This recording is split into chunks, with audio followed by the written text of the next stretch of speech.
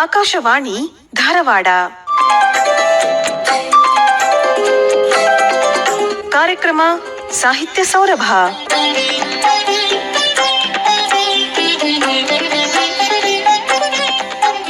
ಕೇಳುಗರಿಗೆಲ್ಲ ನಮಸ್ಕಾರ. ಇಂದಿನ ಸಾಹಿತ್ಯ ಸೌರಭ ಕಾರ್ಯಕ್ರಮದಲ್ಲಿ ಯುವ ಬರಹಗಾರ್ತಿ ಅರ್ಚನಾ ಪಾಟೀಲ್ ಅವರೊಂದಿಗೆ ಮಾತುಕತೆ. ಕಾರ್ಯಕ್ರಮ ನಡೆಸಿಕೊಡುತ್ತಾರೆ ಶರಣಬಸವ ಚೋಳಿನ್.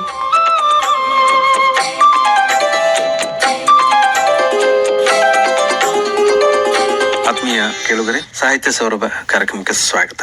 ಮನುಷ್ಯ ಬಹಳ ಶ್ರೇಷ್ಠ ಜೀವಿ, ಯಾಕಂದ್ರೆ ವಿಚಾರ ಮಾಡೋ ಶಕ್ತಿ ಅದ. ಹೀಗಾಗಿ ಒಂದು ನಾಗರಿಕತೆ ಬೆಳೆದಂತೆಲ್ಲ ಅಭೂತಪೂರ್ವವಾದ ಸಾಧನೆಯನ್ನು ಮಾಡ್ತಾ ಇದ್ವಿ. ಕಳೆದ ಶತಮಾನದಲ್ಲಿ 1902ಕ್ಕೆ ನಾವು ವಿಮಾನವನ್ನು ಕಂಡಿಡಿದ್ವಿ. ಅಲ್ಲಿಂದ ಈಚೆ ನೋಡಿ ಹೇಗೆ ಸಾಮಾಜಿಕ ಜಾಲತಾಣ ಇರ್ಬೋದು, ಜಗತ್ತೇ ಒಂದು ನಮ್ಮ ಮೊಬೈಲ್ ಒಳಗೆ ಬಂದ್ಬಿಟ್ಟದು. ಅಂದ್ರೆ ಇದರ ಅರ್ಥ ವಿಚಾರ ಶಕ್ತಿ ಅಂತ ಒಂದು ಧೀಮಂತಿತೆ ಇದೆ, ಮತ್ತೆ ಮನುಷ್ಯನಿಗೆ ಅದು ಸಾಧ್ಯ ಇದೆ ಅನ್ನೋದನ್ನ ನಾವು ತೋರಿಸ್ಕೊಟ್ಟಿದ್ವಿ. ಆ ವಿಚಾರಗಳು ಹೆಂಗಿರ್ಬೇಕು, ಫಲಪ್ರದವಾಗಿರ್ಬೇಕು, ಸರಿಯಾಗಿರ್ಬೇಕು, ಸರಿಯಾದ ದಿಕ್ಕಿನಲ್ಲಿ ಸಮಾಂತರವಾಗಿ ಚಲಿಸ್ಬೇಕು ಅಂತಂದ್ರೆ ಒಂದು ಸಾಹಿತ್ಯದ ಪರಿಚಯ ಬೇಕು. ಭಾಷೆ, ಸಾಹಿತ್ಯ ಇವೆಲ್ಲ ನಮ್ಮನ್ನು ಬೆಳೆಸ್ತಾವ. ತಾಯಿ ಹೇಗೆ ಪ್ರೀತಿಯಿಂದ ಮಕ್ಕಳನ್ನ ಬೆಳೆಸ್ಬೇಕಂತ ಇಷ್ಟಪಡ್ತಾರೆ, ಹಾಗೇನೆ ಸಾಹಿತ್ಯ ಕೂಡ ಒಂದು ಪ್ರೌಢವಾದ ವಿಚಾರಗಳನ್ನ ಮನಸ್ಸಿನೊಳಗ ಬರ್ಲಿಕ್ಕೆ ಸಹಾಯ ಮಾಡ್ತಾಳೆ. ಆ ನಿಟ್ಟಿನೊಳಗ ಮಾತೃಭಾಷೆ ಬಹಳ ಮುಖ್ಯ. ಇವತ್ತು ಮಾತೃಭಾಷೆಯೊಳಗ ಶಿಕ್ಷಣ ಸಾಕಷ್ಟು ಸ್ಥಿತ್ಯಂತರಗಳನ್ನ ಅನುಭವಿಸ್ತಾ ಇದೆ. ಆಂಗ್ಲ ಮಾಧ್ಯಮ ಬಹಳ ಪ್ರಭಾವ ಬೀರಿ ನಮ್ಮ ಮಕ್ಕಳನ್ನ ಆಂಗ್ಲ ಮಾಧ್ಯಮ ಶಾಲೆ ಕಳಿಸ್ತಾ ಇದ್ವಿ. ಇದರಿಂದ ಮಕ್ಕಳು ನಮ್ಮಿಂದ ದೂರ ಆಗ್ತಾ ಇದ್ದಾರೆ. ಮತ್ತೆ ಒಂದು ಸಂವಹನ, ನಮ್ಮ ಭಾಷೆಯಲ್ಲಿರೋ ಒಂದು ಸಂವಹನ ಪ್ರೀತಿ ಅವ್ರಿಗೆ ಗೊತ್ತಿಲ್ಲದೆ ಹೋದರೆ ಮುಂದೆ ಅವರು ತಮಗ್ ಬೇಕಾದಂತಹ ಒಂದು ನಾಗರಿಕತೆಯನ್ನು ಬೆಳೆಸ್ಕೊಂಡಿರ್ತಾರೆ, ಹಾಗೆ ಜೀವನ ಮಾಡ್ಲಿಕ್ಕೆ ಇಷ್ಟಪಡ್ತಾರೆ. ಎಷ್ಟೋ ತಂದೆ ತಾಯಿಗಳು ಇವತ್ತು ಅನಾಥರಾಗಿದ್ದಾರೆ. ಇದರ ಅರ್ಥ ಮಾತೃಭಾಷೆ ಎಷ್ಟು ಪ್ರಮುಖವಾಗಿದೆ ಅನ್ನೋದು. ಮತ್ತೆ ಮುಖ್ಯವಾಗಿ ನಮ್ಮ ಕನ್ನಡ ಭಾಷೆ ಅಂತೂ ಅತ್ಯಂತ ಶ್ರೀಮಂತವಾದದ್ದು. 2,000 ವರ್ಷಗಳಿಂದ ಮಿಗಿಲಾದ ಇತಿಹಾಸ ಇದೆ. ಆದಿಕವಿ ಪಂಪರಿಂದ ಹಿಡಿದು ಬೇಂದ್ರೆಯವರು, ಕುವೆಂಪು ಅವರು, ಅವರವರಿಗೂ ಅಲ್ಲಿವರೆಗೂ ಅಥವಾ ಇನ್ ಮುಂದೆನೂ ಕೂಡ ನವ್ಯೋತ್ತರ ಸಾಕಷ್ಟು ಸಾಹಿತ್ಯದ ಅಭಿವೃದ್ಧಿ ಆಗಿದೆ. ವಚನಕಾರರು, ಆಮೇಲೆ ದಾಸರು ದಾರ್ಶನಿಕವಾದ ಪ್ರಭಾವವನ್ನು ಬೀರ್ಯಾರ. ಜೈನ ಒಂದು ಕವಿಗಳಿಂದ ಬಹಳ ಶ್ರೀಮಂತವಾದ ಭಾಷೆ ಮತ್ತೆ ಹೇಗೆ ವಿಚಾರ ಮಾಡೋ ಶಕ್ತಿಯನ್ನ ನಮ್ಗೆ ಕಲಿಸ್ಕೊಟ್ಟದ. ಅಲ್ಲಿಂದ ಈಚೆ ಶಾಸ್ತ್ರೀಯ ಸ್ಥಾನಮಾನವನ್ನ ಪಡೆಯುವಂತಹ ಒಂದು ಮಹತ್ತರವಾದ ಸಾಧನೆಯನ್ನ ಕನ್ನಡ ಭಾಷೆ ಮಾಡಿದೆ. ಹೀಗಾಗಿ ಕನ್ನಡ ಭಾಷೆಯ ಕುರಿತಂತೆ ಅಪರಿಮಿತ ಅಭಿಮಾನ, ಪ್ರೇಮ ನಮ್ಮ ಹೃದಯದಲ್ಲಿ ಇರಬೇಕು ಅಂತ ಆಸೆ ಮಾಡ್ತಾ ಇವತ್ತಿನ ಕಾರ್ಯಕ್ರಮದೊಳಗ ನಮ್ಮ ಅತಿಥಿಗಳಾಗಿದ್ದವರು ಯುವತಿ ಅರ್ಚನಾ ಪಾಟೀಲ್ ಅವರು. ಅರ್ಚನಾ ಪಾಟೀಲ್ ಅವರು ಹಾವೇರಿಯವರು, ಲಕ್ಷ್ಮೇಶ್ವರದವರು. ಮೂಲತಃ ಕವಯಿತ್ರಿಯಾಗಿ ಕಾದಂಬರಿಗಳನ್ನು ಕೂಡ ಬರೆದಾರೆ. ಮತ್ತೆ ಮುಖ್ಯವಾಗಿ ಯುವ ಜನರಿಗೆ ಕೆಲವೊಂದು ವಿಚಾರಗಳನ್ನ ಹಂಚಿಕೊಳ್ಳಕ್ಕೆ ಇಷ್ಟಪಡ್ತಾರೆ. ಸಾಫ್ಟ್ವೇರ್ ಇಂಜಿನಿಯರ್, ಒಂದು ಸಾಫ್ಟ್ವೇರ್ ಉದ್ಯಮದಲ್ಲಿ ಅವರು ತಮ್ಮನ್ನ ಉದ್ಯೋಗಿಯಾಗಿ ತೊಡಗಿಸಿಕೊಂಡು ಜೀವನೋಪಾಯಕ್ಕೆ ಒಂದು ಮಾರ್ಗವನ್ನು ಕಂಡುಕೊಂಡಿದ್ದಾರೆ. ಆದ್ರೆ ಪ್ರವೃತ್ತಿಯಾಗಿ ಬರಹವನ್ನ ಬಹಳ ಪ್ರೀತಿಸ್ತಾ ಇರುವಂತಹ ಅರ್ಚನಾ ಅವರು ಇವತ್ತ ನಮ್ಮ ಜೊತೆಗೆ ನಮ್ಮ ಸ್ಟುಡಿಯೋದಲ್ಲಿದ್ದಾರೆ. ಈ ನಮ್ಮ ಕಾರ್ಯಕ್ರಮದೊಳಗ ನಿಮ್ಮೆಲ್ಲರ ಪರವಾಗಿ ಅರ್ಚನಾ ಪಾಟೀಲ್ ಅವ್ರನ್ನ ಸ್ವಾಗತ ಮಾಡ್ತಾ ಇದ್ವಿ. ಅರ್ಚನಾ ಅವರೇ, ಸ್ವಾಗತ, ಸುಸ್ವಾಗತ. ಧನ್ಯವಾದಗಳು ಸರ್. ಆಕಾಶವಾಣಿ ಬಂದಿದ್ದೀರಾ. ಆಕಾಶವಾಣಿ ಕಾರ್ಯಕ್ರಮ ಕೇಳ್ತೀರಿ. 90 ವರ್ಷದ ಇತಿಹಾಸ ಇದೆ ನಮಗ. ಆಕಾಶವಾಣಿ ಹೇಗೆ ನಿಮ್ಮ ಬದುಕಿನಲ್ಲಿ ಉತ್ಸಾಹವನ್ನ, ಪ್ರೀತಿಯನ್ನ ತುಂಬಿದ? ಚಿಕ್ಕವರಿದ್ದಾಗ, ಇವಾಗಿನ್ಕಿಂತ ಸರ್ ನಾವು ಚಿಕ್ಕವರಿದ್ದಾಗೆಲ್ಲ ನಮ್ಮ ಅಜ್ಜ ಅಜ್ಜಿ ಆಗ್ಲಿ ಅವರೆಲ್ಲ ಈ ತರ ರೇಡಿಯೋ ಎಲ್ಲ ಕೇಳ್ತಿದ್ವಿ ಸರ್. ನಾವು ನಾಟಕಗಳನ್ನಾಗ್ಲಿ ಕವನಗಳನ್ನಾಗ್ಲಿ ಈ ತರ ಕೇಳ್ತಿದ್ವಿ. ಅವಾಗಿಂದನೂ ನಮ್ಗೆ ಸ್ವಲ್ಪ ಆಕಾಶವಾಣಿ ಅಂದ್ರೆ ಒಂದ್ ಖುಷಿ ಕೇಳೋಕು. ಸೊ ಇವತ್ತು ನನ್ಗೆ ನನ್ನ ಜೀವನದ ಮೊದಲ ಸಂದರ್ಶನ ಆಕಾಶವಾಣಿಲಿ ಆಗ್ತಿರೋ ತುಂಬಾ ಖುಷಿ ಆಗಿದೆ ಸರ್. ಅರ್ಚನಾ ಅವರೇ, ನೋಡ್ರಿ, ನೀವು ಸಾಕಷ್ಟು ಪ್ರಯತ್ನ ಮಾಡ್ತೀರಿ. ಉದಯೋನ್ಮುಖ ಸಾಹಿತಿ, ಆಗ್ಲೇ 3-4 ಕವನ ಸಂಕಲನ ಬರೆದಿರಿ, ಒಂದು ಕಾದಂಬರಿ ಬರೆದಿರಿ, ಕಥಾ ಸಂಕಲನ ಬೇರೆ ಇದೆ, ಸ್ಫೂರ್ತಿ ಬರಹಗಳ ಸಂಕಲನ ಕೂಡ ಮಾಡಿದಿರಿ, ನಾಟಕ ಬರಿಬೇಕು ಅಂತ ಅನ್ಕೊಂಡಿರಿ, ಬರಿತಾ ಇದ್ದೀರಿ. ಮಕ್ಕಳ ಸಾಹಿತ್ಯ ಅಂದ್ರೆ ಬಹುಮುಖವಾಗಿ ಸಾಹಿತ್ಯದೊಳಗ ತಮ್ಮನ್ನು ತಾವು ಪರಿಚಯ ಮಾಡಿಕೊಂಡು ಹೆಚ್ಚು ಹೆಚ್ಚು ಬರಹಗಳನ್ನ, ಹೆಚ್ಚು ಹೆಚ್ಚು ಪುಸ್ತಕಗಳನ್ನ ಬರೆಯುವ ಹುಮ್ಮಸ್ಸಿನಲ್ಲಿ ತಾವಿದ್ದೀರಿ. ಸಂತೋಷ. ಕನ್ನಡ ಸಾಹಿತ್ಯ ಅದರ ಒಂದು ಶ್ರೀಮಂತಿಕೆ ಬಗ್ಗೆ ತಮಗೇನ್ ಗೊತ್ತಿದೆ? 2 ಮಾತು ಹಂಚ್ಕೊರಲ್ಲ ಸರ್. ಕನ್ನಡ ಸಾಹಿತ್ಯದ ಬಗ್ಗೆ ಹೇಳ್ಬೇಕು ಅಂದ್ರೆ ನಾವು ಹುಟ್ಟಿದಾಗಿನಿಂದ ನಮ್ಮ ಮಾತೃಭಾಷೆ ಕನ್ನಡದಿಂದಾನೇ ಪ್ರಾರಂಭವಾಗುತ್ತೆ ಸರ್. ನಾವು ನಮ್ಮ ತಾಯಿಗೆ ಅವ್ವ ಅನ್ನೋದ್ರಿಂದಾನೇ ಪ್ರಾರಂಭವಾಗುತ್ತೆ ಸರ್. ಅದು ನಮ್ದು ಬಾಲ್ಯದಲ್ಲಿ ನಮ್ದು ಶಿಕ್ಷಣ ಎಲ್ಲ ಕನ್ನಡ ಮಾಧ್ಯಮದಲ್ಲಿ ಆದದ್ದರಿಂದ ಗುರುಗಳು ಕನ್ನಡದಲ್ಲೇ ನಮ್ಗೆ ಹೇಳ್ಕೊಡೋದು ಅದೆಲ್ಲ ನಾವು ಮಾಡಿದಾಗ ನಮ್ಗೆ ಕನ್ನಡದ ಮೇಲೆ ಒಂದ್ ಸ್ವಲ್ಪ ಆಸಕ್ತಿ ಯಾವಾಗ್ಲೂ ಇತ್ತು ಸರ್. ಅದು ಅಂದ್ರೆ ನಮ್ಗೆ ಬಾಲ್ಯ ಜೀವನದಲ್ಲಿ ನಮ್ ಗುರುಗಳಿಂದ ಬಹಳ ಪ್ರಭಾವಿತರಾಗಿದ್ವಿ ಸರ್. ನಾವು ಹೇಳ್ಬೇಕಂದ್ರೆ ಇವಾಗ ಅವ್ರು ಯಾವಾಗ್ಲೂ ಹೇಳ್ತಿದ್ರು ಸರ್, ತಮಿಳು, ತೆಲುಗು, ಬೇರೆ ಎಲ್ಲಾ ಭಾಷೆಗಳನ್ನ ದ್ವೇಷಿಸಬಾರ್ದು, ಅವುಗಳನ್ನು ಗೌರವಿಸಬೇಕು, ಆದ್ರೆ ಮಾತೃಭಾಷೆನ ಮಾತ್ರ ನಮ್ಗೆ ಯಾವತ್ತೂ ಬಿಟ್ಕೊಡ್ಬಾರ್ದು. ನಾವ್ ಇರೋವರೆಗೂ ಅದು ಉಳಿಸ್ಬೇಕು. ನಮ್ಮ ಮುಂದಿನ ಜನರೇಷನ್ ಅವ್ರು ಮುಂದಿನ ಯುವ ಪೀಳಿಗೆನೂ ಸಹಿತ ಅದನ್ನ ಪಾಲಿಸ್ಬೇಕು ಅಂದ್ರೆ ನಾವ್ ಏನ್ ಹೇಳ್ಕೊಡ್ತೀವಿ ಅದನ್ನ ಅವ್ರು ಮಾಡ್ತಾ ಹೋಗ್ತಾರೆ ಸರ್. ಇವಾಗ ನಮ್ಮ ಮಕ್ಕಳಿಗೆ ಏನ್ ಹೇಳ್ಕೊಡ್ತೀವಿ. ಹೀಗಾಗಿ ಭಾಷಾ ಜ್ಞಾನ ನಮಗ ಮುನ್ನಡೆಸ್ಲಿಕ್ಕೆ ಒಂದು ದಾರಿದೀಪ ಅಂತ ತಾವ್ ಹೇಳ್ತೀರಿ. ನೀವು ಹೋಗುವ ಮುನ್ನ ಬದುಕಿ ಬಿಡು ಇನ್ನ ಅಂತ ಒಂದು ಕವನ ಸಂಕಲನ ಇದೆ ನಿಮ್ದು. ನೋಡಿ ಎಷ್ಟು ಚೆನ್ನಾಗಿದೆ. ನಾವು ಜೀವನವನ್ನ ಜಯಿಸ್ಬೇಕು ಅಂದ್ರೆ ಜೀವಿಸ್ಲಿಕ್ಕೆ ಕಲಿಬೇಕು ಮೊದಲು ಅಲ್ಲ. ನೇರವಾಗಿ ನಾವು ಅದರಲ್ಲಿ ಜೀವನದಲ್ಲಿ ಇರ್ಬೇಕು. ಇವರು ಕನಕದಾಸರು ಹೇಳ್ತಾರಲ್ಲ, ತಲ್ಲಣಿಸದಿರೋ ತಾಳು ಕಂಡೆ ಮನವೇ ಅಂತ. ಅಂದ್ರೆ ಮನುಷ್ಯನ ತಲ್ಲಣ ಚಲೋ ಅಲ್ಲ.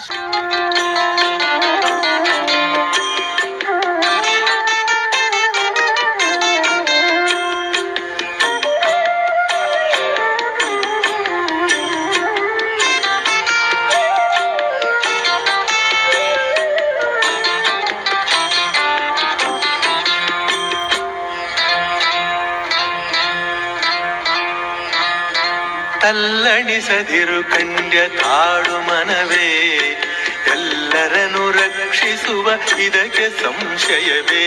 ತಲ್ಲಣಿಸದಿರು ಕಂಡ್ಯ ತಾಳು ಮನವೇ, ಎಲ್ಲರನ್ನು ರಕ್ಷಿಸುವ ಇದಕ್ಕೆ ಸಂಶಯವೇ.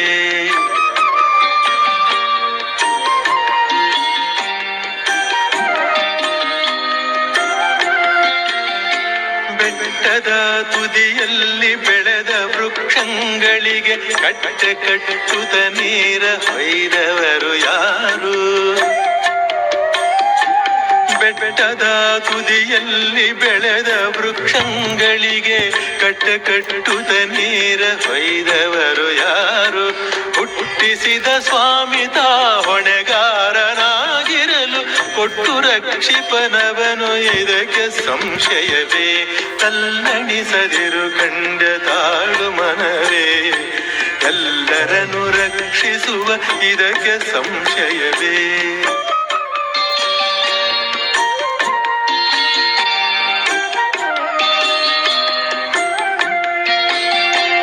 ಅಡವಿಯೊಳಗಾಡುವ ಮೃಗ ಪಕ್ಷಿಗಳಿಗೆಲ್ಲ ಅಡಿಗಡಿಗೆ ಆಹಾರವಿದ್ದವರು ಯಾರು?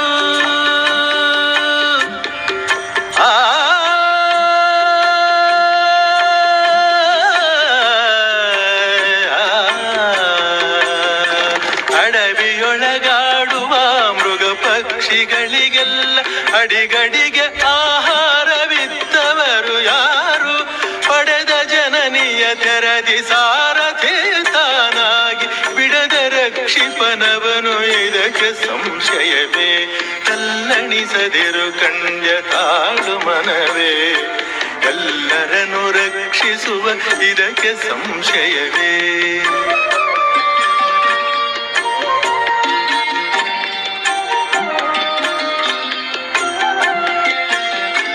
ಕಲ್ಲೊಳಗೆ ಹುಟ್ಟಿರುವ ಕ್ರಿಮಿಕೀಟಗಳಿಗೆಲ್ಲ ಅಲ್ಲಲ್ಲಿ ಆಹಾರವಿತ್ತವರು ಯಾರು?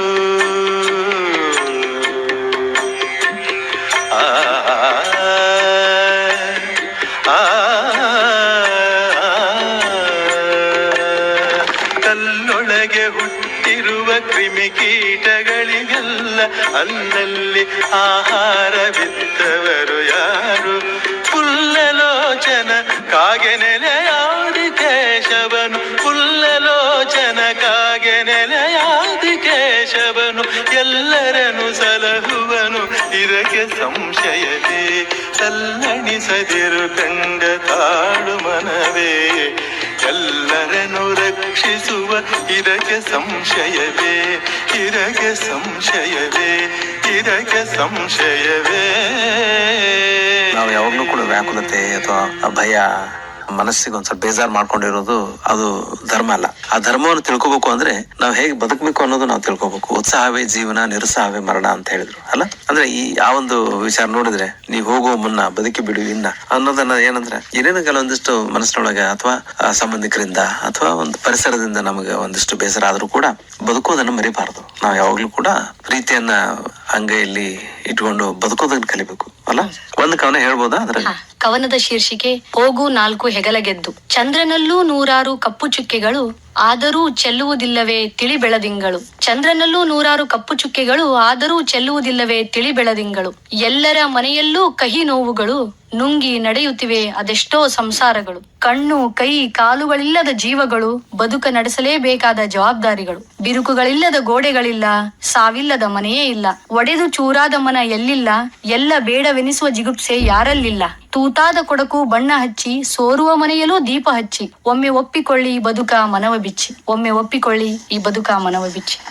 ಏನು ಸ್ಫೂರ್ತಿ ಕಾನೂನು ಬರೀಲಿಕ್ಕೆ ನಿಮ್ಗೆ? ಸ್ಫೂರ್ತಿ ಅಂದ್ರೆ ಸರ್, ನಾವು ಇವಾಗ ಏನೇ ಮಾಡಿದ್ರು ಜೀವನದಲ್ಲಿ ಏನಾದ್ರೂ ಒಂದು ಮನುಷ್ಯನಿಗೆ ಕೊರಗಿದ್ದೇ ಇರುತ್ತೆ ಸರ್. 100% ಯಾರನ್ನು ಖುಷಿಯಾಗಿರೋದಿಲ್ಲ ಅಥವಾ ಸಮಸ್ಯೆಗಳೇ ಇಲ್ಲ ಅಂತ ಇರೋದಿಲ್ಲ ಸರ್. ಒಂದ್ ಯಾವ್ದೋ ಕತೆ ಕೇಳಿದ್ದೆ ಸರ್ ನಾನೇನು ಅಂತಂದ್ರೆ, ಇವಾಗ 1,000 ಜನರು ಎಲ್ರು ನನ್ ಸಮಸ್ಯೆ ದೊಡ್ಡದು ಅಂತ ಅನ್ಕೊಂತಾರೆ. ಆದ್ರೆ ಒಂದು ಟೇಬಲ್ ಮೇಲೆ ಎಲ್ಲರ ಸಮಸ್ಯೆಗಳನ್ನು ಇಟ್ಟು ಆಯ್ದುಕೊಳ್ಳಿ ಅಂದ್ರೆ ಎಲ್ರು ಬೇರೆ ಸಮಸ್ಯೆಗಳು ನೋಡಿ ತಮ್ಮ ಸಮಸ್ಯೆನ ಎತ್ಕೊಂಡು ವಾಪಸ್ ಹೋಗ್ತಾರೆ ಅಂತೆ ಸರ್. ಆ ತರ ನೋಡಿದಾಗ, ಮತ್ತೆ ಇನ್ನೊಂದು ಪುನೀತ್ ರಾಜ್ಕುಮಾರ್ ಅವರು ಮಾಡಿದ್ ಯಾರಿಗೂ ಗೊತ್ತಾಗಿಲ್ಲ ಸರ್. ಅವ್ರು ತೀರ್ಕೊಂಡು ಹೋದ್ಮೇಲೆ ಗೊತ್ತಾಯ್ತು ಅವ್ರು ಮಾಡಿದ್ ಎಷ್ಟು ಅಂತಂದು.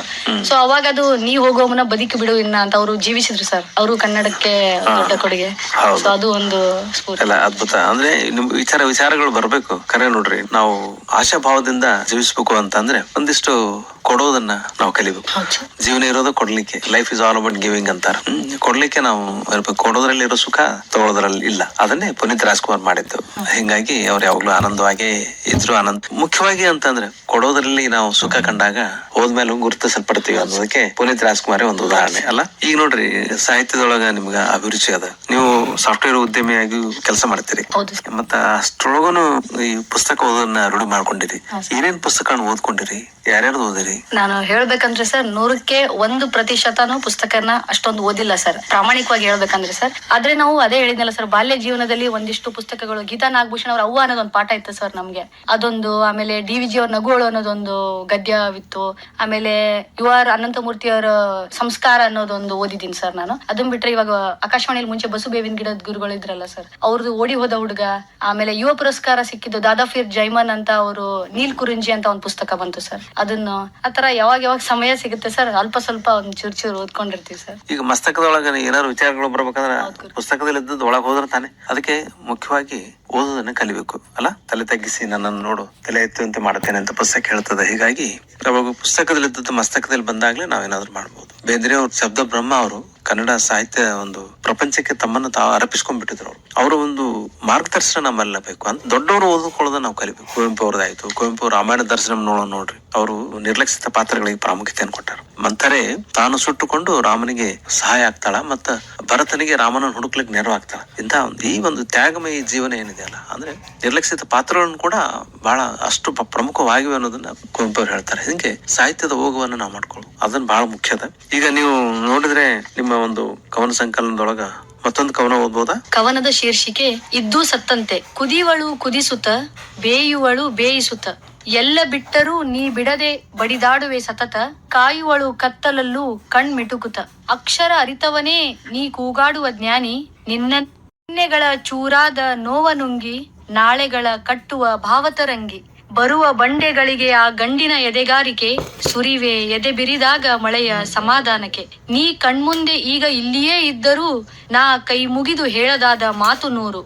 ಕಣ್ಣಂಚಲ್ಲಿ ಕಾಡಿದ ಕಡಲ ಕಣ್ಣೀರು, ಇಂಗಿಸಿ ನಗುವುದ ನಿನಗೆ ಕಲಿಸಿದವರಾರು. ಮಕ್ಕಳೇ ನಿಂದಿಸಿದರು ನಿನ್ನ, ಮತ್ತೆ ಊಟಕ್ಕೆ ಕರೆವೆ ಉಣಿಸಲು ಅನ್ನ. ಒಂದು ರೊಟ್ಟಿ ಹಾಕಿದರೆ ನಾಯಿ ಜೊತೆಗಿರುವುದಂತೆ, ಒಂದು ರೊಟ್ಟಿ ಹಾಕಿದರೆ ನಾಯಿ ಜೊತೆಗಿರುವುದಂತೆ. ನಾವು ತಿಂದ ಆ ನಿನ್ನ ಕೈತುತ್ತುಗಳ ನೆನೆಯದಿದ್ದರೆ ಇದ್ದೂ ಸತ್ತಂತೆ. ನಾವು ತಿಂದ ಆ ನಿನ್ನ ಕೈತುತ್ತುಗಳ ನೆನೆಯದಿದ್ದರೆ ಇದ್ದೂ ಸತ್ತಂತೆ. ಅದ್ಯಾವುದೋ ಕಾಣದ ಕಲ್ಲು ದೇವರ ಹುಡುಕಾಡುವುದ ಬಿಟ್ಟು, ಕಣ್ಣಿಗೆ ಕಾಣುತ್ತಿರುವ ಹಡೆದವ್ವಳ ಕಾಲ ಬೆರಳ ನೀ ಬದುಕಿರುವವರೆಗೂ ಮುಟ್ಟು. ಕಣ್ಣಿಗೆ ಕಾಣುತ್ತಿರುವ ಹಡೆದವ್ವಳ ಕಾಲು ಬೆರಳ ನೀ ಬದುಕಿರುವವರೆಗೂ ಮುಟ್ಟು. ತ್ರಿವೇಣಿ ರತ್ನ, ಕರ್ನಾಟಕ ಚೇತನ, ಆಮೇಲೆ ಕೆಲವೊಂದಿಷ್ಟು ಪ್ರಶಸ್ತಿಗಳನ್ನ ಪಡ್ಕೊಂಡಿರಿ ಬೇರೆ ಬೇರೆ ಸಂಸ್ಥೆಗಳಿಂದ. ಕೇಂದ್ರ ಸಾಹಿತ್ಯ ಅಕಾಡೆಮಿ ವತಿಯಿಂದ ಹೈದರಾಬಾದ್ನೊಳಗೆ ಏರ್ಪಡಿಸಲಾದ ಈ ಕವಿಗೋಷ್ಠಿ ಒಳಗ, ದಕ್ಷಿಣ ಭಾರತ ಕವಿಗೋಷ್ಠಿ ಒಳಗ ಕರ್ನಾಟಕದಿಂದ 3 ಜನ ಆಯ್ಕೆ ಆಗಿದ್ರು.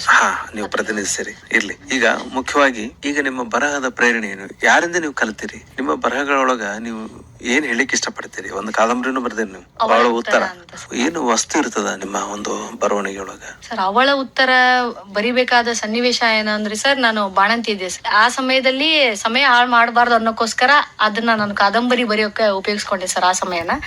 ಇದ್ರ ಹಿನ್ನೆಲೆ ಏನು ಅಂದ್ರೆ ಸರ್, ಒಂದು ಜ್ಞಾನೋಕತೆ ಅಂತ ಬರುತ್ತೆ ಸರ್ ಕನ್ನಡ ಸಾಹಿತ್ಯದಲ್ಲಿ. ಒಂದು 8 ಸಾಲಲ್ಲಿ ಒಂದು ಸಣ್ಣ ಕಿರುಕಥೆನ ಬರೆಯೋದು, ಒಂದು ವಿಷಯ ಇರಬೇಕು 8 ಸಾಲಲ್ಲಿ. ಆ 8 ಸಾಲಿನ ವಸ್ತುನ ತಗೊಂಡು ನಾನು ಸರ್ ಅದು 100 ಪೇಜಿನ ಪುಸ್ತಕವನ್ನ ಕಾದಂಬರಿಯಾಗಿ ಎಳೆದಿದ್ದು ಸರ್. ಆ ತರ ಅದು ಒಂದು ಸ್ತ್ರೀ ಆಧಾರಿತ ಒಂದು, ಅಂದ್ರೆ ಒಂದು ಹೆಣ್ಣು ಅವಳ ಜೀವನದಲ್ಲಿ ಬರೋ ಬೇರೆ ಬೇರೆ ತರ ವಿಷಯಗಳು, ಸನ್ನಿವೇಶಗಳು, ಪರಿಸ್ಥಿತಿಯಲ್ಲಿ ಅವಳು ಯಾವ ತರ ನಿರ್ಧಾರ ತಗೊಂತಾಳೆ, ಆ ಹೆಣ್ಣಿನ ಒಂದು ಲೈಫೇ, ಜೀವನನೇ ಒಂದೊಂದರ ಪ್ರಶ್ನೆ ತರ. ಆಕಾಶವಾಣಿ ಧಾರವಾಡ. ಕಾರ್ಯಕ್ರಮ ಸಾಹಿತ್ಯ ಸೌರಭ.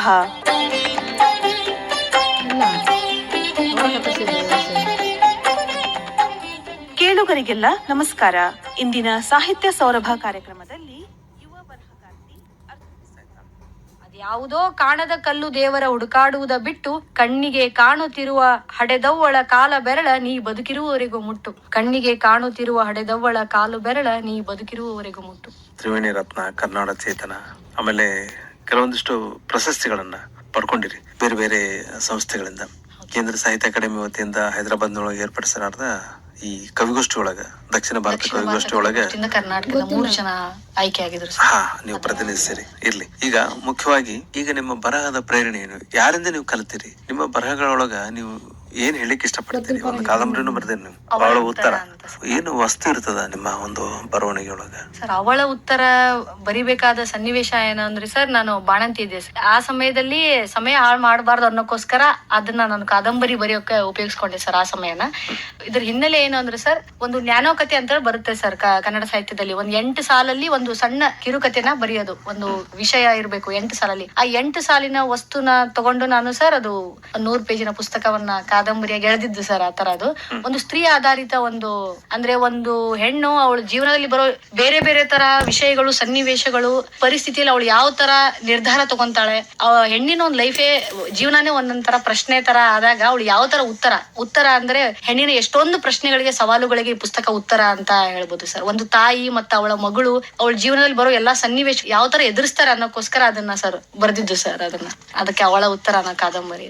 ಈಗ ಮಹಿಳೆ ಸಾಹಿತ್ಯ ಸಾಕಷ್ಟು ಬೆಳೆದ್ ಬಂದದ. ಅಕ್ಕ ಮಹಾದೇವಿ ನೋಡ್ರಿ, ಚೆನ್ನ ಮಲ್ಲಿಕಾರ್ಜುನನೇ ನನ್ನ ಪತಿ ಅಂತ ಹೇಳಿ ಆರಸಿದಂತವಳು, ಆ ಕಾಲದೊಳಗ ಒಂದು ಸನ್ಯಾಸವನ್ನು ಸ್ವೀಕರಿಸಿದಂತವಳು. ಅಂದ್ರೆ ಮಹಿಳೆಯರ ಒಂದು ಮಾನಸಿಕ ತುಮಲಗಳನ್ನ ಹೊರ ಹಾಕ್ಬೇಕು ಅಂತಂದ್ರೆ ಈಗ ಸಾಕಷ್ಟು ಸಮಾನ ಅವಕಾಶಗಳು ಮಹಿಳೆಗೆ ಸಿಗ್ತಾ ಇದೆ, ಮತ್ತೆ ಎಲ್ಲಾ ವಿಭಾಗದಲ್ಲಿ ಮಿಂಚ್ತಾ ಇದ್ದಾಳೆ. ಒಬ್ಬ ಗೃಹಿಣಿಯಾಗಿ ಮಹಿಳೆಯ ಜವಾಬ್ದಾರಿಯನ್ನು ಬಹಳ ಅತ್ಯುತ್ತಮವಾಗಿ ನಿಭಾಯಿಸ್ತಾಳೆ. ಮಹಿಳಾ ಸಾಹಿತಿಯಾಗಿ ನೀವು ಹೇಗೆ ಒಂದು ಇರುವ ಸವಾಲುಗಳನ್ನ ಗೆದ್ದು ಸಮಾಜಕ್ಕೆ ನಿಮ್ಮನ್ನು ನೀವು ಕೊಟ್ಕೊಳ್ಬೇಕು, ಸಮಾಜಕ್ಕೆ ಕಾಣಿಕೆ ನೀಡಬೇಕು ಅಂತ ಹೇಳಿ ಹೆಂಗ ಯಶಸ್ವಿ ಆದ್ರಿ? ಸರ್, ಯಶಸ್ವಿ ಆಗಿನಿ ಅಂತ ಹೇಳಕ್ಕಿಂತ ಇನ್ನೂ ಅದು ಪ್ರಾರಂಭದ ಹಂತದಲ್ಲಿ ಇದೀನಿ ಅಂತ ಹೇಳ್ತೀನಿ ಸರ್. ಇನ್ನು ಇವಾಗ ನಮ್ದು ವಿದ್ಯಾಭ್ಯಾಸ ಇರ್ಬೋದು ಸರ್. ನಾನು ಬಾಲ್ಯ ಜೀವನದ ಚಿಕ್ಕವರಿದ್ದಾಗಿಂದ ಬರಿತಿದ್ದೀನಲ್ಲ ಸರ್. ಅವಾಗೂ ನಾವು ಶಿಕ್ಷಣ ಮತ್ತು ಪರೀಕ್ಷೆಗಳು, ವಿದ್ಯಾಭ್ಯಾಸ ಜೊತೆಗೇನೆ ನಾನು ಬರಿತಾ ಇದ್ದೆ ಸರ್. ನಾನು ಇದನ್ನ ಉದ್ಯೋಗ ಜೊತೆ ನಾವು ಇದು ಸಾಹಿತ್ಯನ ಮುಂದುವರಿಸೋದು ಸ್ವಲ್ಪ ಸವಾಲು ಆಗ್ತಾ ಹೋಗುತ್ತೆ ಸರ್. ಏನಕ್ಕಂದ್ರೆ ಇವಾಗ ನಮ್ಗೆ ಮದುವೆ ಆದ್ಮೇಲೆ ಕೆಲವೊಂದು ನಮ್ಗೆ ಕಟ್ಟುಪಾಡುಗಳಾಗ್ಲಿ ಅಥವಾ ಒಂದು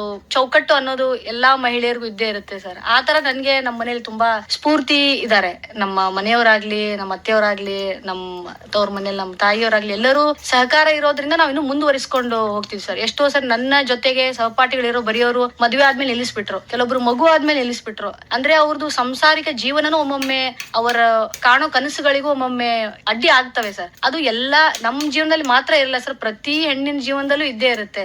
ಅದನ್ನ ನಾವು ಅಂತಾರಲ್ಲ sir, where there is a will there is a way ಅಂತ, ಮನಸ್ಸಿದ್ರೆ ಮಾರ್ಗ ಅಂತ. ಅದನ್ನ ನೀವು ಮನಸ್ಸಿತ್ತು ಅಂದ್ರೆ ಸರ್, ನೀವು ಪ್ರತಿಯೊಂದು ಪ್ರಶ್ನೆ ಸವಾಲ್ ನೀವು ಯಾರನ್ನು ಕೇಳಲ್ಲ ಸರ್, ನಿಮ್ಮಲ್ಲಿನೇ ಅದಕ್ಕೊಂದು ಉತ್ತರ ಸಿಕ್ಕೇ ಸಿಗುತ್ತೆ. ಯಾವ ಕಷ್ಟನೂ ಕಷ್ಟ ಅನ್ಸಲ್ಲ, ಇಷ್ಟ ಇದ್ರೆ ಅಂತಾರಲ್ಲ ಸರ್, ಆ ತರ. ಸೊ ನಾವ್ ಅದನ್ನ ಸವಾಲು ಅಂತ ಅನ್ಸಲ್ಲ ಸರ್, ಅದು ದಾರಿ ತಾನಾಗೆ ತೆರೆಕೊಳ್ಳುತ್ತೆ ಅಂತ ಹೇಳ್ತೀನಿ. ಈಗ ಇತ್ತೀಚೆಗೆ ಬಾನು ಮುಷ್ತಾಕ್ ಅವರಿಗೆ ಇದನ್ನು ಪ್ರಶಸ್ತಿನೂ ಸಿಗ್ತಾರೆ, ಬುಕರ್ ಅವಾರ್ಡ್. ಅದು ನಮ್ಗೆಲ್ಲ ಒಂದು ಇನ್ಸ್ಪಿರೇಷನ್, ಸ್ಫೂರ್ತಿದಾಯಕ ಅಂತ ಹೇಳ್ಬೋದು. ಅಪರಿಚಿತರು ಪರಿಚಿತರಾಗುವುದು ಬರಹಗಳ ಮೂಲಕ ಎಂಬಂತೆ ಶ್ರೀಮತಿ ಅರ್ಚನಾ ಪಾಟೀಲ್ ಅವರು ನನಗೆ ಹತ್ತಿರವಾದವರು ಅಂತ ಹೇಳಿ ಸತೀಶ್ ಕುಲಕರ್ಣಿ ಹಿರಿಯ ಸಾಹಿತಿಗಳು ಬರ್ತಾರೆ. ಆತ್ಮಕೊಲೆ, ಹಳಸಿದಾಗ, ಬಂಧ ಬರಹಗಳು ಮೊದಲ ಓದಿಗೆ ಸೆಳೆಯುತ್ತವೆ ಅಂತಾರ. ಹೊಸ ಜನಾಂಗ, ಹೊಸ ರೀತಿಯಲ್ಲಿ ಆಲೋಚಿಸುತ್ತಲೇ ಇಡೀ ವಸ್ತು ಸ್ಥಿತಿಯನ್ನು ಕಣ್ಣಿಗೆ ಕಟ್ಟುವಂತಿವೆ ನಿಮ್ಮ ಬರಹಗಳು ಅಂತ ಹೇಳಿ ಅವರು ತಮ್ಮ ಮೆಚ್ಚುಗೆಯನ್ನು ವ್ಯಕ್ತಪಡಿಸಾರ. ಸಾಕಷ್ಟು ಅಂದ್ರೆ ದೊಡ್ಡವರ ಒಂದು ವಿಶ್ವಾಸವನ್ನು ಗಳಿಸಲಿಕ್ಕೆ ಪ್ರಯತ್ನ ಮಾಡ್ತೀರಿ. ನಿಮ್ಮ ಒಂದು ಇದ್ರೊಳಗ ಸ್ಫೂರ್ತಿ ಬರಹಗಳ ಸಂಕಲನ ಬರ್ಲಿಕ್ಕೆ ಏನ್ ಸ್ಫೂರ್ತಿ ನಿಮ್ಗೆ? ಜೀವನ ಸುತ್ತಮುತ್ತ ನಾವು ನಮ್ಮ ಇವಾಗ ಒಂದು ಸ್ವಲ್ಪ ವರ್ಷಗಳ ಹಿಂದೆ ಅಥವಾ ಇವಾಗೂ ನಡೀತಿದೆ, ತುಂಬಾ ನಮ್ಮ ಯುವ ಜನಾಂಗರು ಆತ್ಮಹತ್ಯೆ ಮಾಡಿಕೊಳ್ಳೋದು ತುಂಬಾ ಕೇಳ್ಪಡ್ತೀವಿ ಸರ್.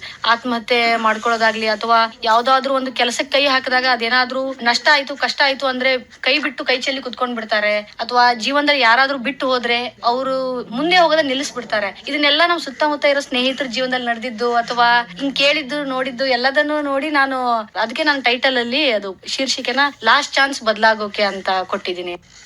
ಆತ್ಮಹತ್ಯೆ ಮಾಡ್ಕೊಳ್ಳೋರು ಯಾಕೆ ಮಾಡ್ಕೋತಾರಂದ್ರೆ ಅವರು ನಿರ್ಧಾರ ಮಾಡ್ತಾರೆ ಮನಸ್ಸಿಗೆ ನನಗೆ ಇಲ್ಲಿ ಜೀವನ ಮುಗೀತು ಅಂತ ಹೇಳಿ, ದೇಹ ಇಲ್ಲಿ ಬದುಕು ಮುಗೀತ ಅಂತ ನಿರ್ಧಾರ ಮಾಡಿದ್ರೆ ಅವ್ರ ಆತ್ಮಹತ್ಯೆಗೆ ತಯಾರಾಗ್ಬಿಡ್ತಾರೆ. ಆದ್ರೆ ಕೊನೆ ಕ್ಷಣದೊಳಗ ಲಾಸ್ಟ್ ಚಾನ್ಸ್ ಸಿಗುತ್ತೆ. ಯಾವಾಗಂದ್ರೆ ಯಾರಾದ್ರೂ ಆತ್ಮೀಯರು ಯಾರಾದ್ರೂ ಮನೆಯವರು ಅವ್ರಿಗೆ ಆ ಸಮಯದಲ್ಲಿ ಸಿಕ್ಕರೆ ಅವ್ನು ಬದುಕಿಸ್ಬೋದು. ಅವ್ರ ಒಂದು ಅದ್ರ ಆತ್ಮಹತ್ಯೆ ವಿಚಾರ ಬಂದಂತ ಸಂದರ್ಭದೊಳಗೆ ಯಾವಾಗ್ಲೂ ಆತ್ಮೀಯರನ್ನ ಆಪ್ತರನ್ನ ಸಂಪರ್ಕಿಸಿ ನಮ್ಮ ಮನಸ್ಸನ್ನ ಹಗುರು ಮಾಡ್ಕೊಳ್ಳೋದು ಬಾಳ ಮುಖ್ಯ. ನಿಮ್ಮ ನ್ಯೂಟನ್ 3ನೇ ನಿಯಮದೊಳಗ ಒಂದ್ ಬರ್ದಿರ್ ನೋಡ್ರಿ ನೀವು, ಬಸವಣ್ಣವ್ರದಲ್ಲ ಇದು, ಬಸವಣ್ಣವರ ವಿಚಾರಗಳನ್ನ ಹಾಕಿರಿ. ನಿಂದಿಸಿದರೆ ನಿಂದಿಸಲಿ ಬಿಡು, ಆರೋಪಗಳ ಹೊರಿಸಲಿ ಬಿಡು, ನೋಯಿಸಿದರೆ ನೋಯಿಸಲಿ ಬಿಡು, ಶಪಿಸಿದರೆ ಶಪಿಸಲಿ ಬಿಡು, ಮನ ಬಂದಂತೆ ಕೂಗಾಡಲಿ ಬಿಡು, ನೀ ಸುಮ್ಮನಿದ್ದು ಬಿಡು, ಅವರವರ ಬುತ್ತಿ ಅವರವರ ಹೆಗಲಿಗೆ ನೊಂದುಕೊಳ್ಳದಿರು, ಮರು ಉತ್ತರ ನೀಡಿದಿರು, ಸುಮ್ಮನಿದ್ದು ಬಿಡು, ದೇವರೆಂತಿದ್ದು ಬಿಡು, ದೇವರಾಗಿ ಬಿಡು. ನೋಡ್ರಿ, ಅಂದ್ರೆ ಇದನ್ನ ಅರ್ಥ ಮಾಡ್ಕೊಂಡ್ಬಿಟ್ರೆ ಆತ್ಮಹತ್ಯೆ ಪ್ರಶ್ನೆ ಎಲ್ಲಿ ಬರ್ತದೆ? ಅವ್ರು ಏನ್ ಬೈತಾರೆ ಬೈಕೊಳ್ಳಿ, ಏನ್ ಬೇಕ, ನನ್ ಜೀವನ ನನಗೆ, ಹೌದಲ್ಲ? ನಾನು ಜೀವನ ಮಾಡೋದು ನನ್ನ ಒಳಗಿನ ಅಂತರಾತ್ಮದ ಒಂದು ಬಯಕೆಯಿಂದ. ಮತ್ತೊಂದು ಕವನ ಓದ್ಬೋದಾ? ಕವನದ ಶೀರ್ಷಿಕೆ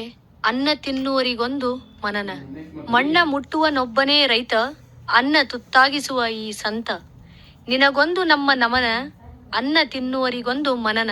ಕೆಸರಾಗಿಸುವ ಎರಡೂ ಕೈಯ, ಬೆವರಾಗಿಸುವ ದುಡಿದು ಮೈ. ಹಗಲೆದ್ದು ಹೊರಡುವ ನೇಗಿಲ ಹಿಡಿದು, ಸಂಜೆ ಹೊತ್ತು ಬರುವ ಕಲ್ಲು ಮುಳ್ಳು ತುಳಿದು. ತಿನ್ನುವ ಎರಡು ಗಟ್ಟಿ ರೊಟ್ಟಿಯ, ತುತ್ತು ನೀಡುವ ತುಂಬಿ ಕೋಟಿ ಅಂಗಯ್ಯ. ಕಾಯುವ ಕರೆಯುವ ಮಳೆರಾಯನ, ಕೆಲವೊಮ್ಮೆ ಹುಡುಕುವ ಸೂರ್ಯದೇವನ. ಜನರ ಜೊತೆ ಹೋರಾಡುವುದು ಅತಿ ಸ್ಪಷ್ಟ, ಪ್ರಕೃತಿ ಜೊತೆ ಸೆಣಸಾಡುವುದು ತೀರಾ ಕಷ್ಟ. ಬಯಸುವ ಒಂದಾಣೆ ಬೆಳೆದ ಬೇಳೆಗೆ, ಸಿಕ್ಕಷ್ಟು ಖುಷಿ ಪಡುವ ಬಂದ ಬೆಲೆಗೆ. ಒಮ್ಮೆ ಗೊಬ್ಬರಕ್ಕೆ ಸೆಣಸಾಟ, ಮತ್ತೊಮ್ಮೆ ಬೀಜಕ್ಕೆ ಗುದ್ದಾಟ. ಸಿಗದೊಮ್ಮೆ ಕೆಲಸಕ್ಕೆ ಆಳು, ತಾನೇ ಹಿಡಿದು ನಿಲ್ಲುವ ಮತ್ತೆ ನೇಗಿಲು. ನನ್ನ ಹಿಡಿದು ಅದೆಷ್ಟು ಜನ ನೆನೆವರು ತಿನ್ನುವಾಗ ಅನ್ನ, ನಿಮ್ಮ ಹಿಡಿದು ಅದ್ಯಾರೊಬ್ಬರು ಹೋರಾಡುವರು ರೈತರ ಸಾಲಕ್ಕಾಗಿ ಮನ್ನಾ. ಯುದ್ಧ ಪ್ರವಾಹ ಮನರಂಜನೆಗಾಗಿ ಸಂಗ್ರಹಿಸಿದ್ದೇವೆ ಜನರ ನಿಧಿ, ಬಿದ್ದು ಎದ್ದು ಒದ್ದಾಡುವ ರೈತನ ಆತ್ಮಹತ್ಯೆಗೆ ಯಾರಿಟ್ಟರು ರೂಪಾಯಿ ಬೂದಿ. ಇಂದೊಂದು ದಿನ ರೈತನ ಧ್ಯಾನ, ಮತ್ತದೇ ಇದ್ದಿದ್ದೇ ಆತನ ವ್ಯಥೆಯ ಗಾನ. ಇಂದಿನ ಭಾರತ ಮುಂದುವರಿಯುತ್ತಿದೆ ಪ್ರೋತ್ಸಾಹಿಸುತ್ತಾ ಎಲ್ಲಾ ಕಲೆಗೆ ಸ್ಫೂರ್ತಿ. ಯಾರೊಬ್ಬರು ಯೋಜಿಸಿದ್ದೀರಾ ರೈತನ ಬೆಳೆವ ಕಲೆಗೆ ಒಂದು ಪ್ರಶಸ್ತಿ. ಅನ್ನ ಕಾಣುವ ಬದಲು ತಿಪ್ಪೆಯ, ತುಂಬಲಿ ಹಸಿದು ಬಳಲುವ ಹೊಟ್ಟೆಯ. ಇಂದಿನಿಂದ ಬಿಡಬೇಡ ತಟ್ಟೆಯಲ್ಲಿ ಒಂದಗಳು, ಇಂದಿನಿಂದ ಬಿಡಬೇಡ ತಟ್ಟೆಯಲ್ಲಿ ಒಂದಗಳು. ಅದೇ ಆ ಅನ್ನದಾತನಿಗೆ ಸಲ್ಲುವ ಧನ್ಯವಾದದ ಹೂಗಳು, ಅದೇ ಆ ಅನ್ನದಾತನಿಗೆ ಸಲ್ಲುವ ಧನ್ಯವಾದದ ಹೂಗಳು. ನಿನಗೊಂದು ನಮ್ಮ ನಮನ, ಅನ್ನ ತಿನ್ನುವರಿಗೊಂದು ಮನನ. ಬೆಂಗಳೂರಿನ ಜೀವನ ಬಗ್ಗೆ ಹೇಳ್ರಲ್ಲ. ಬೆಂಗಳೂರಿನಲ್ಲಿ ನಮ್ಮ ಸಾಫ್ಟ್ವೇರ್ ಇಂಜಿನಿಯರ್ಸ್ ಸಾಕಷ್ಟು ಜನ ಯಶಸ್ವಿ ಆಗ್ತಾ ಇಲ್ಲ. ಇವತ್ತು ಬದುಕಿನೊಳಗ, ವೈಯಕ್ತಿಕ ಬದುಕಿನೊಳಗ ಡೈವರ್ಸು ಅವೆಲ್ಲ ಬಹಳ ಆಗ್ಬಿಟ್ಟಾವ. ಯಾಕೆ ಈ ತರ ಒಂದು ಸಂವಹನದ ಕೊರತೆ ಯಾಕೆ ಆಗ್ತಾ ಇದೆ? ಬೆಂಗಳೂರು ಜೀವನವನ್ನು ತಾ ಹೆಂಗ್ ಕಂಡಿರಿ ನೀವು ಅಲ್ಲಿದ್ದೀರಲ್ಲ? ಪ್ರಾಮಾಣಿಕವಾಗಿ ಹೇಳ್ಬೇಕು ಅಂದ್ರೆ, ನೀವು ಕೆಂಪೇಗೌಡ ಬಸ್ ನಿಲ್ದಾಣಕ್ಕೆ ಹೋದ್ರೆ ಸಾಕು ಸರ್, ನೀವು ಎಲ್ಲರನ್ನು ಓಡು ಓಡು ಓಡು ಓಡು ಯಾಂತ್ರಿಕ ಜೀವನ ಅಂತ ಹೇಳ್ಬೋದು ಸರ್. ನೀವು ಈ ಕಡೆ ಧಾರವಾಡ ಹುಬ್ಳಿ ಅಥವಾ ಲಕ್ಷ್ಮೇಶ್ವರ ಗದಗ ಈ ಕಡೆ ನಮ್ಮ ಊರ್ ಕಡೆ ಉತ್ತರ ಕರ್ನಾಟಕ ಕಡೆ ಬಂದ್ರೆ ನಿಮ್ಗೆ ನೆಮ್ಮದಿ ಅನ್ನೋದು ನಿಜವಾಗ್ಲೂ ಸಿಗುತ್ತೆ. ಮನೆಯಲ್ಲಿ ಮನೆಯವ್ರಿಗೆ ಜೊತೆಗಿರೋರ್ಗೆ ನಾವು ಸೋಮವಾರದಿಂದ ಶುಕ್ರವಾರದವರೆಗೂ ಸಮಯ ಕೊಡಕ್ಕಾಗಲ್ಲ. ಶನಿವಾರ ಭಾನುವಾರ ಮಾತ್ರ ಮೀಸಲಿಡ್ಬೇಕು ಎಲ್ಲಾ ನಮ್ಮ ವಿಷಯಗಳನ್ನ. ಒಂಥರ ಯಾಂತ್ರಿಕ ಜೀವನ ಅಂತ ಹೇಳ್ಬೋದು ಸರ್ ಅದು. ಅರ್ಚನಾ ಪಾಟೀಲ್ ಅವ್ರೆ, ಈಗ ನೋಡ್ರಿ, ನಾವು ಮನುಷ್ಯರೆಲ್ಲ ಒಂದೇ. ಅಂದ್ರೆ ಕೆಲವೊಬ್ರು ಯಾಕೆ ಬೇರೆ ಆಗಿ ನಿಲ್ತಾರೆ, ಕೆಲವೊಬ್ರು ಯಾಕೆ ಯಶಸ್ವಿ ಆಗ್ತಾರೆ ಅಂದ್ರೆ ಅವಕಾಶಗಳನ್ನ ಬಾಚಿಕೊಳ್ತಾರೆ, ಮತ್ತೆ ಮುಂದರಿಲಿಕ್ಕೆ ಅವ್ರು ಪ್ರಯತ್ನ ಮಾಡ್ತಾರೆ. ಅವ್ರು ಕೆಲವೊಬ್ರು ಇರ್ತಾರೆ, ಬಡ ಮಕ್ಕಳಿಗೆ ಸಾಕಷ್ಟು ತೊಂದರೆಗಳಿರ್ತದೆ. ನೀವು ಉಚಿತ ಗ್ರಂಥಾಲಯ ನಿರ್ಮಿಸಲಿಕ್ಕೆ ಒಂದಿಷ್ಟು ಹಳೆ ಪುಸ್ತಕ ಕೊಟ್ಟಿರಿ. ಹಳೆ ಪುಸ್ತಕ ಸಂಗ್ರಹ, ಬಿಡುವಿನ ಸಮಯದೊಳಗ ಅನಾಥಾಶ್ರಮದೊಳಗ ಚಿಕ್ಕ ಮಕ್ಕಳಿಗೆ ಪಾಠ ಕಲಿಕೆಯ ವಿಷಯಗಳನ್ನ ಕಲಿಸ್ಕೊಟ್ಟಿರಿ ಅಲ್ಲ. ವಿಶೇಷವಾಗಿ ನೆರೆಹಾವಳಿ, ಪ್ರವಾಹ, ರಕ್ತದಾನ ಇನ್ನಿತರ ಸಂದರ್ಭದೊಳಗ ಜನರನ್ನ ಕರ್ಕೊಂಡು ನೀವು ಅಂದ್ರೆ ಧನ ಸಂಗ್ರಹ ಮಾಡಿ ಸೇವೆ ಮಾಡ್ಲಿಕ್ಕೆ ಪ್ರಯತ್ನ ಮಾಡಿದ್ರಿ. ಸಣ್ಣ ಸಣ್ಣ ರಕ್ತದಾನ, ನೇತ್ರದಾನ ಅಂತೂ ಬಹಳ ಅತ್ಯುತ್ತಮವಾದ. ಯುವ ಜನರಲ್ಲಿ ಈ ವಿಚಾರಕ್ಕೆ ಬರ್ಬೇಕು. ಅಂದ್ರೆ ಈ ಒಂದು ಸಮಾಜ ಸೇವೆ ಅನ್ನೋದೇನಿದೆಯಲ್ಲ, ನಾವು ಕೊಡೋದ್ರಿಂದ ಹೆಚ್ಚು ಕಲಿತೀವಿ. ನೀವು ಮಾಡಿದ ಸೇವೆಗಳಿಂದ ನೀವೇನ್ ಕಲ್ತೀರಿ? ಅದು ಹೇಳ್ತೀವಲ್ಲ ಸರ್, ನಾವು ನಮಗೋಸ್ಕರ ನಾವು ಮಾಡ್ಕೊಂಡಾಗ ಒಂದ್ ಖುಷಿ ಸಿಗುತ್ತೆ. ಆದ್ರೆ ನಾವು ಬೇರೆದವ್ರಿಗೆ ಮಾಡಿದಾಗ ಅವರಲ್ಲಿರೋ ಖುಷಿ ನೋಡಿದಾಗ ನಮ್ಗೆ ಒಂಥರ ಸಂತೃಪ್ತಿ, ಆತ್ಮ ಸಂತೃಪ್ತಿಯನ್ನ ಸಿಗುತ್ತಲ್ಲ ಸರ್, ಅದರಲ್ಲಿನೇ ನಮ್ಗೆ ಕಂಡ್ಕೊಳ್ಳೋದು ಸರ್. ಇವಾಗ ಯಾರಿಗ ಏನಿಲ್ಲ ಅವ್ರಿಗೆ ನಾವು ಅದನ್ನ ಕೊಟ್ಟಾಗ ಅವ್ರು ಒಂದು ಕೃತಜ್ಞತೆಯಿಂದ ಇರ್ತಾರೆ, ಅಥವಾ ಅವ್ರಿಗೊಂದು ಖುಷಿ ಆಗುತ್ತಲ್ಲ ಸರ್, ಅವ್ರ ಜೀವನದಲ್ಲಿ ಏನಾದ್ರು ಬದಲಾವಣೆ ಆದಾಗ ನಮ್ಗೆ ಅದೊಂದು ವಿಚಾರ ಅಷ್ಟೇ. ಇರುವಾಗ ನಗುತ್ತಾ ಇದ್ದು ಹೋಗು ನಿನ್ನ ಹೊರುವ 4 ಹೆಗಲ ಗೆದ್ದು ಅಂತ ಅನ್ಕೊಂಡಿರಿ, ಬರ್ದಿರಿ ನೀವು. ಪ್ರತಿಯೊಂದು ಗೌರವ ಪ್ರತಿ ಕೊಡ್ಬೇಕಾದ್ರೆ ಅದ್ರ ಬರ್ದು ಕೊಡ್ತೀರಿ ಅಲ್ಲ. ನನ್ನಲ್ಲಿ ನನ್ನ ಅರಸುತ್ತ ಒಂದು ಕವನ ಸಂಕಲನ ಅಲ್ಲ ಇದು.